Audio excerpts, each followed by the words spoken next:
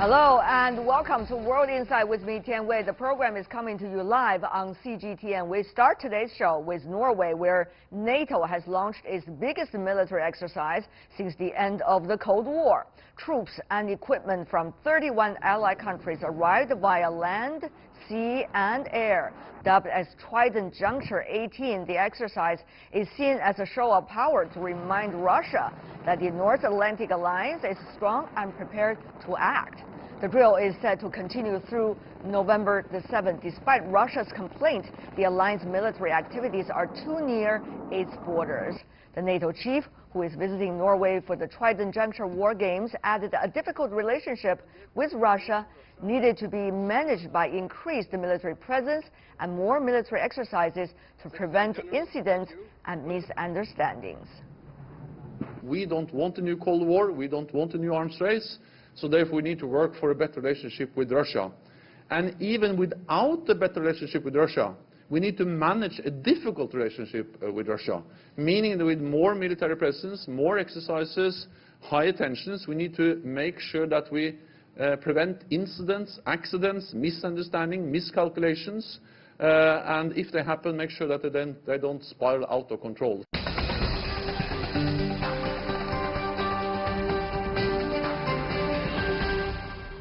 For the latest on the NATO drill and what it means behind the scenes, we are joined in our Beijing studio Cui Hongjian, head of the European Studies Department at the China Institute of International Studies.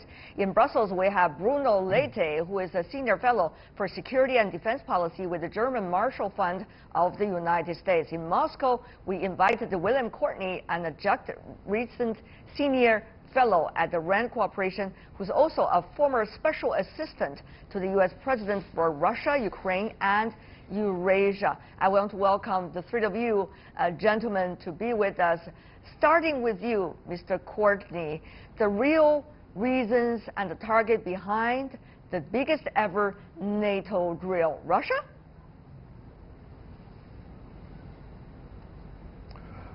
These exercises, while this is the largest exercise, Trident Juncture, since the Cold War for NATO, these exercises are fairly routine.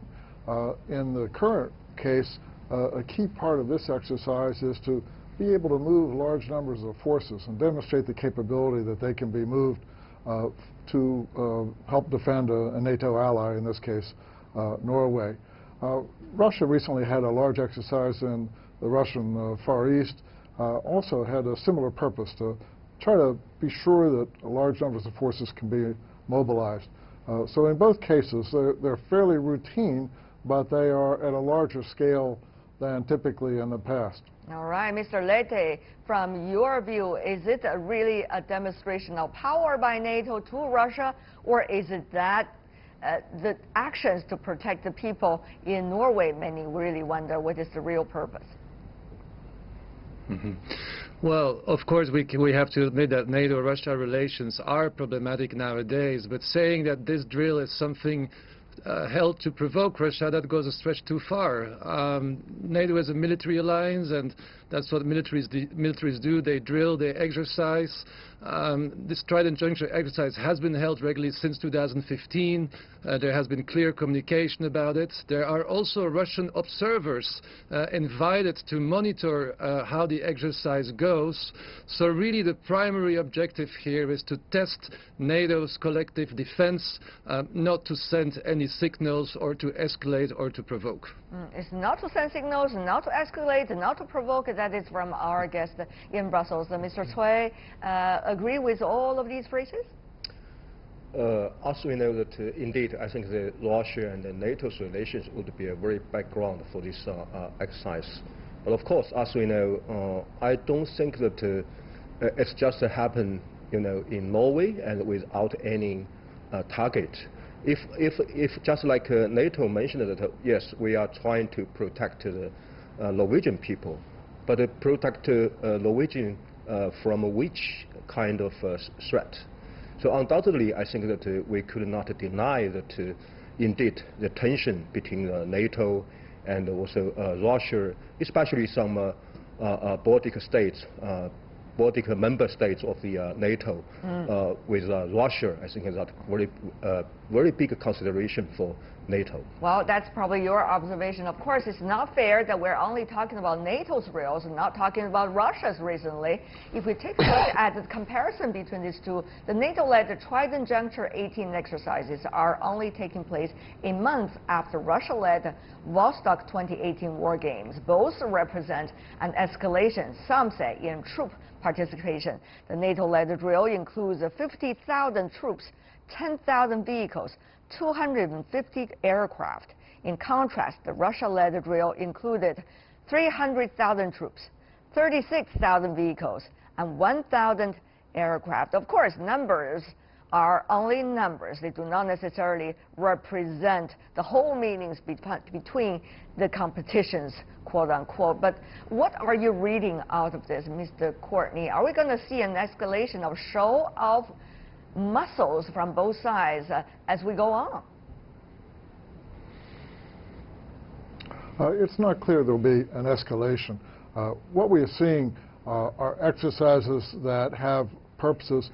For example, as I mentioned, in the logistics area, trying to assemble large forces and put them in a place where they would be needed in the event of a conflict. So this is not really an exercise to intimidate or coerce. For example, the Russian exercise in the Far East, the Vostok that you mentioned, that was not meant to intimidate China. In fact, Russia invited Chinese forces to participate, and a couple thousand soldiers did. Likewise, the exercise Trident Juncture off Norway is not meant to intimidate or coerce Russia. It is meant to show that to show that NATO can, in fact, defend its allies and assemble the forces required to do that. Mr. Courtney, what kind of defense is NATO thinking about these days? As the world picture is evolving very quickly, we have a lot of things going on at the same time. The relationship between the United States and other countries of NATO in terms of budget, in terms of responsibilities. We also have Russia's relationship apparently warming up with the United States, with Putin being invited likely to the United States by the U.S. president. You also have among the NATO countries, even within the European camps, you see very different opinions as to what to do. So, Mr. Courtney, what kind of things are we really talking about here? The Russian intervention in Ukraine in 2014 caused a lot of NATO members, particularly in Central and Eastern Europe, the Baltic area of Scandinavia, to reassess their own security. A number of NATO members have been reducing defense spending over a long period after the Cold War ended. That's begun to reverse. There are modest increases now in NATO European spending, larger increases in U.S. spending.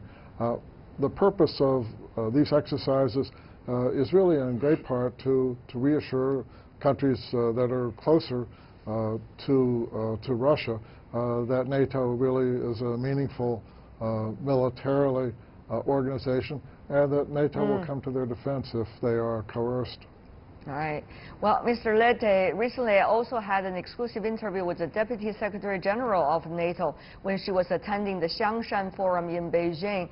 Obviously, you see from NATO official side, there is pretty much saying, you know, things as usual, nothing that different. But, Mr. Lette, we do know there were enormous debate about the share of money, budget, and also the share of responsibility between the United States and other members of NATO, particularly the European countries. So what do you make of those backdrop in terms of what's going on right now?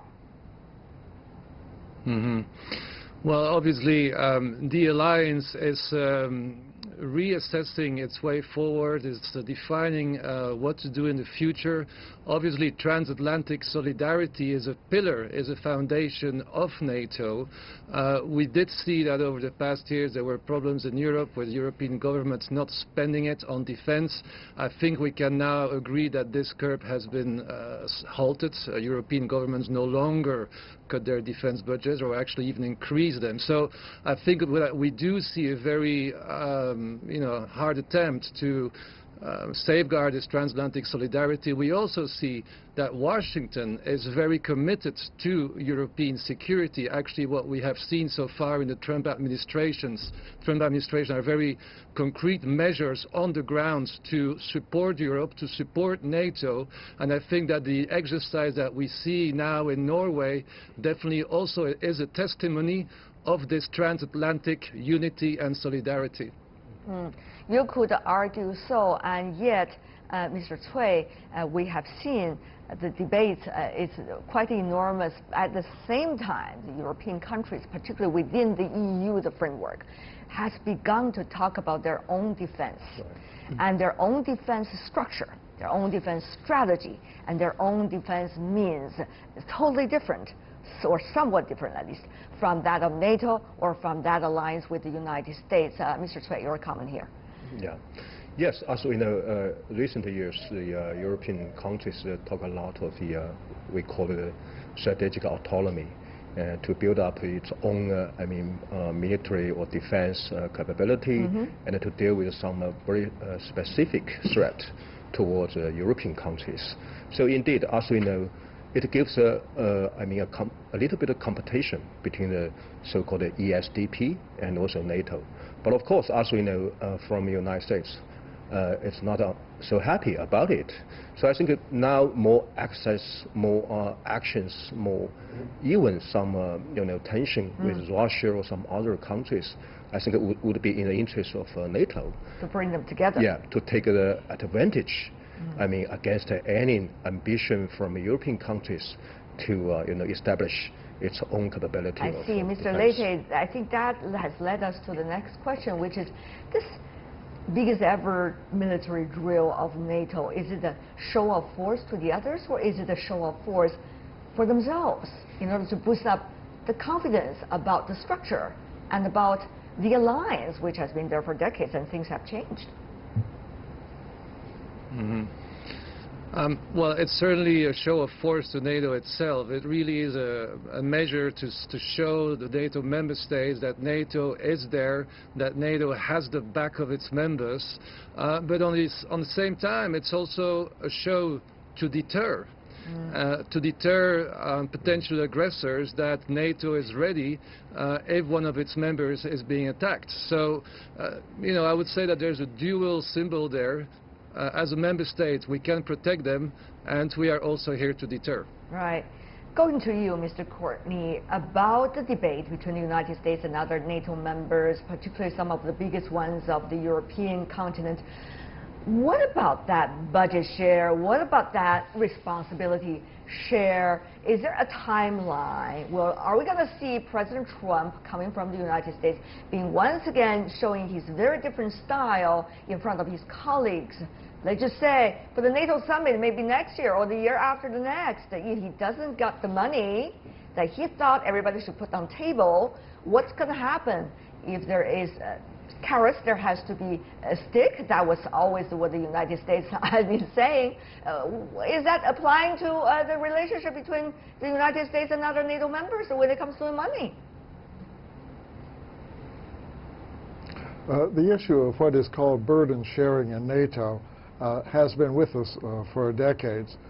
President Trump has expressed concern that some of the NATO allies are not spending 2% of their gross domestic product, as all the NATO allies have promised to do. And so it's put pressure on some of the NATO allies to spend more. And indeed, spending is going up in the NATO European area. It's gone up probably 15% or so the last 4 years. But it's also true that those countries, after the Russian intervention in Ukraine, decided on their own that they should be increasing their defense efforts. So it's not exactly clear that increased spending, which has occurred in a number of NATO countries, is a result of President Trump's entreaties or whether it's a result of Russian intervention in Ukraine. But we do see the alliance coming more committed to increasing spending and raising consciousness among its population that NATO is still an important military alliance. Very interesting. While you are speaking, Mr. Courtney, I see the smiles on the face of Mr. Leite. You want to respond to that? No, absolutely. Talking to you here from Brussels, there is a realization here in Europe that Europeans must defend themselves. And we've seen over the past year many initiatives now at European Union level, permanent structured cooperation, European Defence Fund that will fund technology and development. So actually there are many, many developments happening here in Europe, here in Brussels as well, that make us Europeans more confident, I think, about their own capability to defend themselves. So, Mr. Cui, of course, that would mean more diversities when you see the strategies of defense worldwide. And now we do have a lot of geopolitical changes. Well, China and the United States is only one of those changes that we are witnessing right now. So, with this very moving picture, as we are seeing right now within NATO, what kinds of strategic opportunities does it promote or propose to members of NATO countries, both as a whole and also individually, and with other countries and other blocs or other possibilities? I think, yes, I think always, especially after the Cold War, the NATO always tried to struggle for its survival. I think that, yes, the Ukrainian crisis gives maybe a course for NATO to survive and also maybe to get some solidarity among the member states. But of course now, indeed, I think the change of the policy of Mr. Trump towards the NATO and also towards the European allies give another, negative impact on NATO. So now I think maybe NATO is trying to take the opportunity now maybe to look for some common threat for all of the member states. And then I think another approach for NATO try to get some more maybe confidence from Mr. Trump, from American allies, is to get some more expansion to other regions of the world, not only in Europe. All right. Mr. Leite, going to you, it is a legitimate question, isn't it? I mean, now you've seen the leadership change or potential leadership change, for example, in Germany when it comes to party roles and the key figures of the parties. So we could see some changes of heart, some changes of action, even changes of strategies coming from different European countries. And so what does that mean, once again, with this part of the change overall for what is NATO is about? Well, despite the many elections that we had in Europe over the past year or two and the changed leadership, we actually see a fair amount of continuity in European security strategy.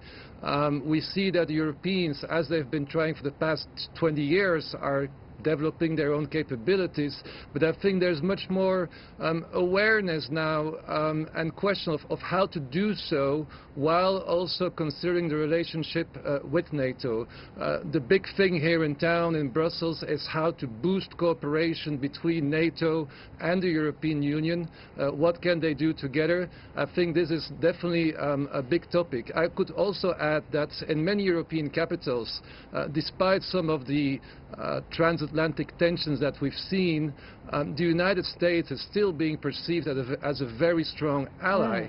And I would probably argue that also in Washington, despite perhaps some confused signals, we see that many people in the Trump administration, whether we talk about State Departments, Department of Defense, National Security Council, there are many people that believe in a transatlantic link.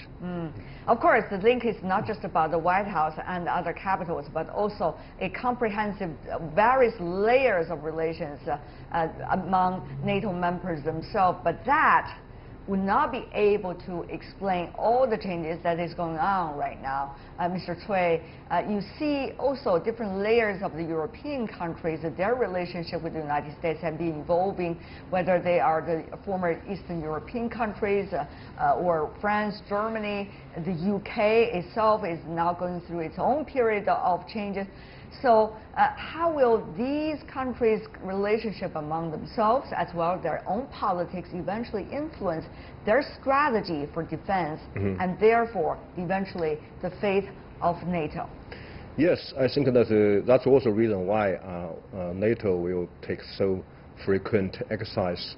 I think it's also a very maybe useful instrument for NATO to always strengthen this coordination between the member states. As we know, even for European member states, they do have a different concern of security. For example, for these maybe North European countries, indeed, they are regarded Russia as a potential threat. But maybe it's not the same case for some Southern European countries.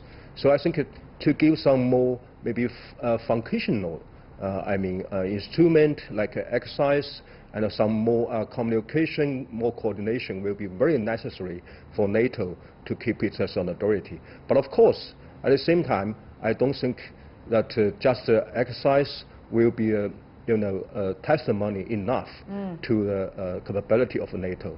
Once there will be some real threat, I'm not sure what will happen.